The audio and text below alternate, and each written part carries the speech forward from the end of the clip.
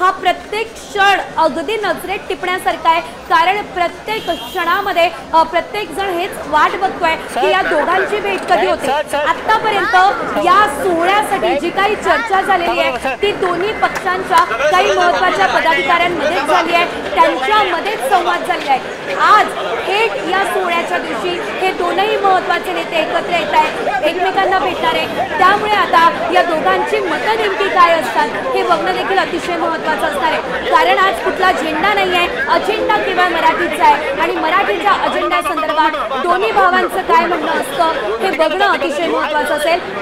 उत्कंठा शिगेला पोहोचणारच आहे, कारण हा क्षण 20 वर्षांनंतर आले।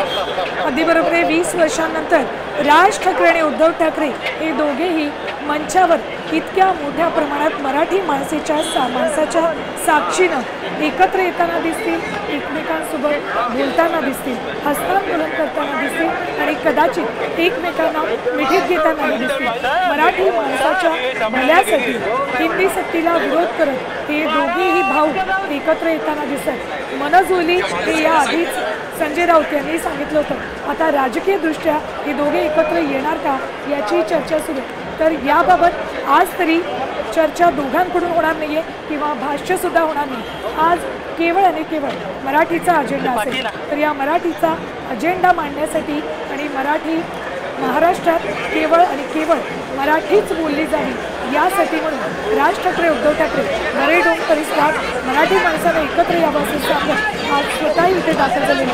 राज ठाकरे अगदी वेगळ्या अटाळ्यामध्ये इथे दाखल झालेले आहेत आणि आज स्कार्फ गळ्यात घेऊन राज ठाकरे आजच्या या मराठी विजय करण्यासाठी दाखल झाले। काही मिनिटांचं अंतर दोघांमध्ये आणि दोघेही या ठिकाणी दाखल झाले। निश्चितच आपण या ठिकाणी पाहू शकतो, एकीकडे उद्धव ठाकरे यांनी संपूर्ण भगवा कुर्ता परिधान केला असल्याचं आपल्याला बघायला मिळालं, तर राज ठाकरे पांढऱ्या कलरच्या कुर्त्यावरती निळ्या कलरचा स्कार्फ घातलेले आपल्याला दिसत आहेत। अमित ठाकरे सुद्धा या ठिकाणी आपल्या पत्नीसोबत दाखल झाले असल्याचं आपल्याला पाहायला मिळत आहे। यांना आपण जर बघितलं तर आजचा दिवस अमित ठाकरे आणि आदित्य ठाकरे यांच्या दृष्टिकोनातून सुद्धा अतिशय महत्त्वाचा असणार आहे, कारण हे दोन्ही बंधू जिथे एकत्र येत आहेत त्या ठिकाणी हे दोन्ही बंधू अर्थातच आदित्य ठाकरे आणि अमित ठाकरे सुद्धा आपल्याला एकत्र आज बघायला मिळणार आहे। त्यामुळे यांच्यामध्ये सुद्धा काही चर्चा होती का, काही संवाद साधला जातो का हे बघणं अतिशय महत्त्वाचं असणार आहे। आता isakal.com आहे देशातील नंबर 1 ची मराठी न्यूज वेबसाईट। प्रत्येक अपडेटसाठी isakal.com ला नक्की भेट द्या।